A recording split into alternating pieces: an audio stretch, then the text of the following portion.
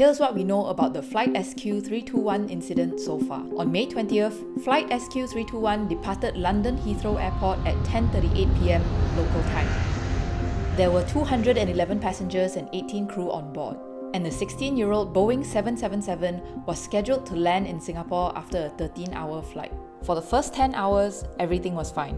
Then, the plane started tilting upwards and shaking. I started bracing for what was happening, a 28-year-old Malaysian passenger told Reuters. He had his seatbelt on, but many others did not. Just a few seconds later, SQ321 suddenly dropped in the sky. According to passengers on board, the drop was dramatic.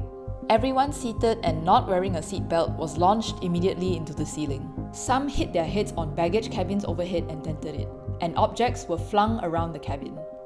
The fall only lasted a short while, but the damage was severe. According to a passenger, the crew and people inside lavatories were hurt the most, because we discovered people just on the ground not able to get up. There were a lot of spinal and head injuries.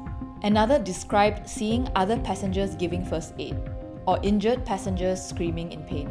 One of the crew members said it was by far the worst turbulence she had experienced in her 30 years of flying. Parts of the plane interior were also damaged.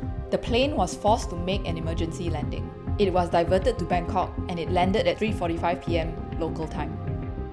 The injured were rushed to the hospital. 53 passengers and 1 crew member were hurt, with 7 of them in critical condition after suffering head injuries. A 73-year-old British man has died and likely suffered a heart attack, Thai authorities say. No other deaths have been reported so far. According to SIA, the pilot encountered sudden extreme turbulence over the Irrawaddy Basin at 37,000 feet. There were 41 Singaporean passengers on board. Around 20 people from Singapore Airlines' crisis management team headed to Bangkok on a specially chartered flight. CNA reported, PM Wong offered his condolences and said that Singapore is working closely with Thai authorities and doing everything they can do to support passengers and crew.